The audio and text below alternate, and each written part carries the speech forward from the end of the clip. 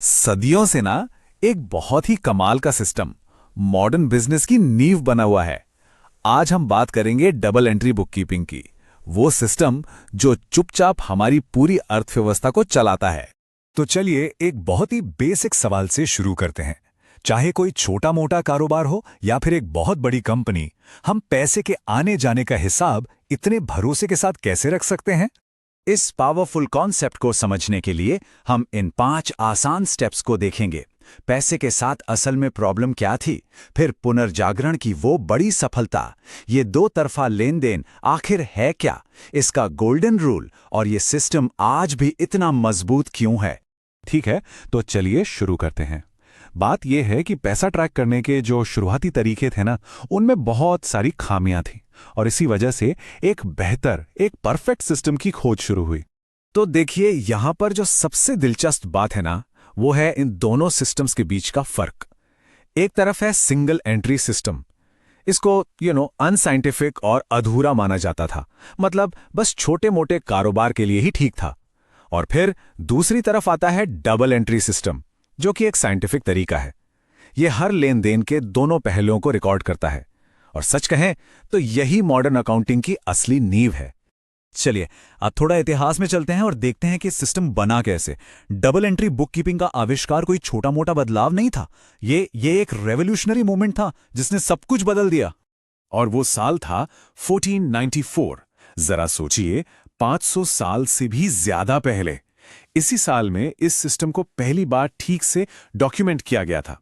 ये इसकी लंबी और कामयाब हिस्ट्री का सबूत है। और इसका क्रेडिट जाता है लूका पैसियोली को। वो एक इटालियन व्यापारी थे जिन्होंने इस मेथड को दुनिया भर में पॉपुलर बनाने में एक बहुत बड़ा रोल निभाया। और उनके काम की लेगेसी इतनी बड़ी है कि अब हर साल 10 नवंबर को इंटरनेशनल अकाउंटिंग डे मनाया जाता है। तो पैसियोली ने जिस सिस्टम को दुनिया के सामने रखा, उसका कोर आइडिया क्या था? ये अपनी सादगी में ही बहुत ज्यादा शक्तिशाली है। इसका सबसे बुनियादी सिद्धांत बस इतना सा है कि हर फाइनेंशियल ट्रांजैक्शन के हमेशा दो पहलू होते हैं। वो दो अलग अलग खातों पर असर डालता है। कोई भी लेन देन अकेला नहीं होता। इसे समझने का सबसे आसान तरीका है देने वाले और लेने वाले का आइडिया। मतलब हर ट्रांजैक्शन में कोई कुछ पा रहा है तो कोई कुछ दे रहा है। It's that simple. या इसको ऐसे भी कह सकते हैं, अगर बिजनेस में कुछ अंदर आ रहा है तो उसे बैलेंस करने के लिए कुछ बाहर भी जा रहा होगा। यही इस सिस्टम का कोर बैलेंस है। चलिए अब आते हैं उस सेंट्रल रूल पर जिसने सचमुच सब कुछ बदल दिया। ये इस पूरे सिस्टम की जान है, सबसे जरूरी हिस्सा। और ये रहा वो गोल्डन रूल। हर डेबिट का एक बराबर और कॉरेस्पॉन्डिंग क्रेडिट होता है। बस ये वो नियम है जिसके साथ कोई कॉम्प्रोमाइज नहीं हो सकता। और यही चीज पक्की करती है कि हर ट्रांजैक्शन बिल्कुल परफेक्टली बैलेंस्ड रहे। तो ये जो डेबिट और क्रेडिट है ना, ये असल में सिर्फ वो शब्द है जिनका इस्तेमाल इस बैलेंस्ड इक्वेशन के दो साइड्स को रिकॉर्ड करने के लिए किया जाता है। एक तरफ डेबिट, दूसरी तरफ क्रेडिट, और दोनों हमेशा बराबर। अब सवाल ये उठता है कि ये 500 साल पुराना कॉन्सेप्ट आज के बिजनेस पर सीधे सीधे कैसे लागू होता है, और ये आज भी इतना रेलेवेंट क्यों है। चलिए देखते हैं। देखिए, वही पुराना सिद्धांत आज की मॉडर्न अकाउंटिंग की इन 5 मेन कैटेगरीज पर लागू होता है। एसेट्स, लाइबिलिटीज, कैपिटल, एक्सपेंसेस और इनकम। जैसे मान लीजिए कोई कंपनी एक मशीन यानी एक एसेट खरीदती है तो उसका कैश, जो कि एक और एसेट है, वो कम हो जाता है। बैलेंस बना रहता है। यही इसकी टाइमलेस रेलेवेंस को साबित करता है। तो आखिर में सवाल यही है कि ये सिस्टम सदियों से ग्लोबल स्टैंडर्ड क्यों बना हुआ है? क्योंकि ये साइंटिफिक है, कंप्लीट है और सबसे जरूरी रिलायबल है। ये बिजनेस ट्रांजैक्शंस को रिकॉर्ड करने का सबसे सटीक तरीका है। कभी सोचा है कि दुनिया भर में छोटे से लेके बड़े बड़े बिजनेस ये सब अपने पैसों का हिसाब किताब आखिर रखते कैसे हैं? इसका जवाब एक ऐसे सिस्टम में छुपा है जो है तो सैकड़ों साल पुराना, पर आज भी उतना ही जरूरी है।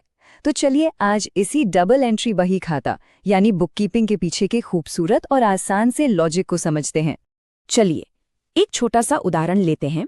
मान लीजिए एक छोटे बिजनेस ने एक नया कंप्यूटर खरीदा। सुनने में तो ये एक बहुत ही नॉर्मल सी बात लगती है ना? पर जरा सोचिए, इसे अकाउंट्स की किताबों में कैसे रिकॉर्ड किया जाएगा? मतलब ऐसा क्या तरीका है कि एक एक पैसे का हिसाब रहे और कोई गड़बड़ी की गुंजाइश ही न बचे? बस यही वो पहेली है जिसे डबल एंट्री बुककीपिंग सुलझाती है। हर फाइनेंशियल ट्रांजैक्शन के ना दो पहलू होते हैं, बिल्कुल एक सिक्के की तरह। कुछ दिया जाता है और उसके बदले में कुछ लिया जाता है, और यही दोहरा असर, यही ड्यूअल इफेक्ट बुककीपिंग की नींव है। जैसा कि J.R. बाटली बॉय ने बहुत बढ़िया कहा था, हर व्यावसायिक लेन देन का एक दोहरा प्रभाव होता है। इसे ऐसे समझिए, ये फाइनेंस की दुनिया का न्यूटन का तीसरा नियम है। हर एक्शन का एक इक्वल और ऑपोजिट रिएक्शन होता है। तो चलिए उस कंप्यूटर वाले उदाहरण पर वापस चलते हैं। बिजनेस को क्या मिला? एक नई संपत्ति मिली, वो कंप्यूटर। लेकिन बिजनेस ने उसके बदले में कुछ दिया भी, और वो था कैश। तो देखिए, एक संपत्ति बढ़ी तो दूसरी घट गई। तराजू हमेशा बराबर रहता है। इसी सिस्टम को कहते हैं डबल एंट्री सिस्टम। और ये सिर्फ नियमों की एक किताब नहीं है, ये एक भाषा है। एक ऐसी भाषा जो बिजनेस को अपनी फाइनेंशियल हेल्थ को बिल्कुल सटीक तरीके से समझने में मदद करती है। ये जो पूरा नक्शा है ना, ये हमें दिखाता है कि कैसे एक छोटे से ट्रांजैक्शन को रिकॉर्ड करने से लेकर फाइनल फाइनेंशियल स्टेटमेंट बनाने तक का पूरा सफर द्वैत यानी ड्युअलिटी के इसी एक पावरफुल सिद्धांत पर चलता है। तो सवाल ये है कि ये काम कैसे करता है? बहुत सिंपल है। हर लेन देन की दो एंट्रीज होती हैं, एक डेबिट और एक क्रेडिट। डेबिट को समझ लीजिए जो मिला, और क्रेडिट को जो गया। अगर कोई बिजनेस कुछ खरीदता है तो वो उस चीज को डेबिट करता है और कैश को क्रेडिट करता है। और सबसे जरूरी बात, ये दोनों हमेशा हमेशा बैलेंस में होने चाहिए। पर यह सिस्टम इतना पावरफुल क्यों है? क्योंकि इसके अंदर एक इनबिल्ट एरर चेकिंग सिस्टम है जो हिसाब को सटीक रखता है। इससे बिजनेस को ये साफ साफ पता चलता है कि वो असल में कैसा परफॉर्म कर रहे हैं। और सबसे बड़ी बात, ये फाइनेंस की ग्लोबल लैंग्वेज है जिसे पूरी दुनिया में समझा जाता है। ठीक है, तो अब हम ये तो जान गए कि ट्रांजैक्शंस कैसे काम करते हैं, लेकिन सवाल ये है कि हम इस सारी जानकारी को ऑर्गेनाइज कैसे करते हैं? इसका जवाब खाता या अकाउंट के कॉन्सेप्ट में है। तो ये अकाउंट होता क्या है? इसे ऐसे समझिए कि ये किसी एक खास टॉपिक के लिए एक डायरी है। चाहे वो कैश हो, सेल्स हो या किसी कस्टमर के साथ हुआ लेन देन, हर चीज का अपना एक अलग अकाउंट होता है जहां उससे जुड़ी सारी जानकारी एक ही जगह पर रखी जाती है। इसकी कल्पना एक बहुत बड़े फाइलिंग कैबिनेट की तरह की जा सकती है। कैश के लिए एक दराज, आपकी सामान के लिए दूसरी, और हर ग्राहक के लिए एक अलग फोल्डर। हर अकाउंट एक साफ सुथरे लेबल वाली फाइल की तरह है जो हर चीज को व्यवस्थित रखती है। तो अब इन सारी अलग अलग फाइलों को समझने का क्या तरीका है? इन्हें 3 मेन परिवारों या फैमिलीज में बांटा गया है। चलिए एक एक करके इन्हें देखते हैं। पहला परिवार है पर्सनल अकाउंट्स यानी व्यक्तिगत खाते। ये बिजनेस के कौन सवाल का जवाब देते हैं, मतलब कस्टमर्स कौन है, सप्लायर्स कौन है, किस बैंक के साथ लेन देन होता है, ये सब इसमें आता है। जैसे अगर राजेश को सामान बेचा तो राजेश का एक पर्सनल अकाउंट होगा। आपका बैंक भी एक तरह का पर्सनल अकाउंट है। और तो और जो किराया देना बाकी है वो भी एक रिप्रेजेंटेटिव पर्सनल अकाउंट है, क्योंकि वो उस मकान मालिक को रिप्रेजेंट करता है जिसे पेमेंट करनी है। इसके बाद आते हैं रियल अकाउंट्स यानी वास्तविक खाते। ये बिजनेस के क्या सवाल का जवाब देते हैं, मतलब बिजनेस के पास क्या क्या है। ये बिजनेस की सभी संपत्तियों यानी एसेट्स को ट्रैक करता है। इसमें वो सारी चीजें आते हैं जिन्हें हम छू सकते हैं, जैसे कि मशीनरी या कैश। लेकिन इसमें वो चीजें भी शामिल हैं जिन्हें हम छू नहीं सकते, जैसे कि ब्रांड की गुडविल यानी साख, या फिर कोई सीक्रेट रेसिपी जिस पर पेटेंट हो। और आखिर में है नॉमिनल अकाउंट्स यानी नाम मात्र के खाते। ये बिजनेस के क्यों सवाल का जवाब देते हैं, मतलब पैसा कमाया क्यों या खर्च क्यों किया। असल में ये बिजनेस के प्रॉफिट और लॉस की कहानी बताते हैं। सैलरी देना या ऑफिस के लिए स्टेशनरी खरीदना, ये सारे खर्चे यहीं आते हैं। इसी तरह सेल्स से होने वाली कमाई या मिला हुआ कमीशन भी यहीं रिकॉर्ड होता है। यही वो जगह है जो बिजनेस के परफॉर्मेंस का असली स्कोर कार्ड है। तो अब हमारे पास पूरा स्ट्रक्चर है, हर लेन देन के 2 पहलू और जानकारी को ऑर्गेनाइज करने के लिए 3 अकाउंट परिवार। लेकिन वो क्या चीज है जो इस पूरे सिस्टम को एक साथ जोड़ के रखती है? ये है आखिरी और सबसे जरूरी हिस्सा, डेबिट और क्रेडिट के सुनहरे नियम। डेबिट और क्रेडिट, ये 2 शब्द सुनकर अक्सर लोग थोड़ा घबरा जाते हैं। लगता है कि पता नहीं क्या मुश्किल चीज होगी, पर सच ये है कि ये बहुत ही सिंपल है। डेबिट का मतलब बस इतना है कि अकाउंट के लेफ्ट हैंड साइड पर कुछ लिखना है, और क्रेडिट का मतलब राइट हैंड साइड पर कुछ लिखना है। बस इतना ही है। और बस हर एक ट्रांजैक्शन एक कहानी है जो 2 अलग-अलग अकाउंट्स में बताई जाती है। एक एंट्री लेफ्ट साइड पर और एक एंट्री राइट साइड पर, और तराजू हमेशा बराबर रहता है। ये एक खूबसूरत लॉजिकल डांस की तरह है जो सदियों से बिजनेस की दुनिया को चला रहा है। नमस्ते। कभी अकाउंटिंग के नियमों को समझने बैठे हैं और डेबिट क्रेडिट की दुनिया में कंफ्यूज हो गए? अरे टेंशन मत लीजिए, आज हम मिलकर अकाउंटिंग के इन सुनहरे नियमों के कोड को तोड़ने वाले हैं, वो भी एकदम आसान तरीके से। हाँ, मैं मानता हूं ये शब्द सुनने में थोड़े मुश्किल लगते हैं, है ना? लेकिन मेरा वादा है ये चर्चा खत्म होते होते ये सब आपके लिए बिल्कुल साफ हो जाएगा, आपको सब कुछ समझ में आ जाएगा। तो आज हम क्या क्या करने वाले हैं? सबसे पहले हम समझेंगे कि हर लेनदेन के 2 पहलू क्यों होते हैं, फिर देखेंगे कि उन्हें अकाउंट्स में कैसे बांटा जाता है। उसके बाद हम मिलेंगे 3 अकाउंट परिवारों से, जानेंगे उनके सुनहरे नियम, और आखिर में एक असली लेनदेन का विश्लेषण करके सब कुछ एक्शन में देखेंगे। ठीक है, तो चलिए शुरू करते हैं बिल्कुल बेसिक से। अकाउंटिंग की जो सबसे जरूरी अवधारणा है वो है ड्यूअल एस्पेक्ट या डबल एंट्री सिस्टम। समझिए कि यही वो नींव है जिस पर पूरी अकाउंटिंग की इमारत खड़ी है। इसको ना एक बहुत ही सिंपल से एग्जाम्पल से समझते हैं। मान लीजिए आपने एक कॉफी खरीदी, तो क्या हुआ? आपको एक कॉफी मिली और आपके पास से क्या गया? कैश। देखा आपने, एक ही लेनदेन के 2 असर हुए। बिजनेस का हर एक लेनदेन बिल्कुल इसी तरह काम करता है। तो सबसे जरूरी बात यही है कि हमें हर एक ट्रांजैक्शन में इन 2 प्रभावों या पहलुओं को पहचानना है। चाहे आप किराया दें, सामान खरीदें या सैलरी दें, हमेशा 2 पहलू होंगे ही होंगे। ठीक है, तो अब हमें ये तो पता चल गया कि हर ट्रांजैक्शन के 2 साइड होते हैं। तो अगला सवाल ये है कि इन दोनों साइड्स को हम ऑर्गेनाइज कैसे करें, और यहीं पर एंट्री होती है अकाउंट्स की। तो ये अकाउंट है क्या?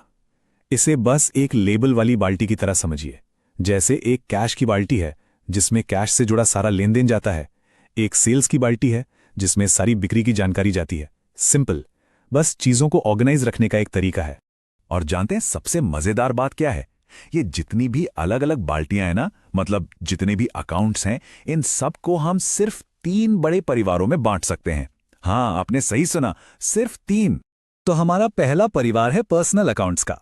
जैसा नाम से ही पता चल रहा है, ये लोगों, फर्मों या कंपनियों से जुड़ा है। मतलब जब भी लेन देन में कोई इंसान, कोई फर्म या कोई कंपनी शामिल हो जो या तो कुछ पा रही है या कुछ दे रही है, तो वो पर्सनल अकाउंट में आएगा। दूसरा परिवार है रियल अकाउंट्स। ये बिजनेस की संपत्तियों से जुड़ा है। मतलब वो सारी चीजें जिन पर बिजनेस का हक है, जैसे कैश, मशीन, बिल्डिंग। इसमें हम बस ये देखते हैं कि कौन सी संपत्ति बिजनेस में अंदर आ रही है या बाहर जा रही है। और हमारा तीसरा और आखिरी परिवार है नॉमिनल अकाउंट्स। इसमें बिजनेस के सारे खर्चे और सारी कमाई का हिसाब किताब होता है, जैसे किराया देना, सैलरी देना, ये सब खर्चे हैं, और सामान बेचकर या कमीशन से जो पैसा मिला वो कमाई है। ये सीधे सीधे बिजनेस के प्रॉफिट या लॉस पर असर डालता है। ठीक है, तो अब तक हमने नींव समझ ली, हमने अकाउंट्स यानी बाल्टियों को समझ लिया, और हमने उनके 3 परिवारों से भी मुलाकात कर ली। तो अब वक्त आ गया है उस सीक्रेट को जानने का, वो 3 गोल्डन रूल्स जो पूरी अकाउंटिंग को चलाते हैं। देखिए, बहुत सिंपल है। हर परिवार का अपना एक नियम है, तो क्योंकि 3 परिवार हैं तो नियम भी 3 ही हैं। चलिए एक एक करके इनको देखते हैं। पर्सनल अकाउंट्स के लिए रूल है debit the receiver, credit the giver. मतलब जो कोई पा रहा है उसे डेबिट करो, जो कोई दे रहा है उसे क्रेडिट करो। सिंपल।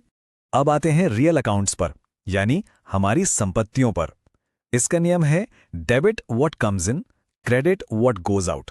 मतलब बिजनेस में जो भी चीज आ रही है उसे डेबिट, जो भी चीज जा रही है उसे क्रेडिट। और आखिर में नॉमिनल अकाउंट्स। इसका नियम है debit all expenses and losses, credit all incomes and gains. यानी जितने भी खर्चे और नुकसान हैं सबको डेबिट कर दो, और जितनी भी इनकम और फायदे हैं सबको क्रेडिट कर दो। बस यही है वो 3 गोल्डन रूल्स। सिर्फ थ्योरी से काम नहीं चलेगा, है ना? चलिए अब इन सब चीजों को जोड़ते हैं और एक असली एग्जाम्पल से समझते हैं कि ये सब काम कैसे करता है।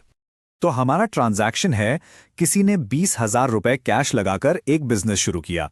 अब चलिए इसे अपने नियमों के हिसाब से तोड़ते हैं। ओके, तो हमारा पहला स्टेप क्या था? 2 पहलुओं को पहचानना। तो यहां क्या हो रहा है?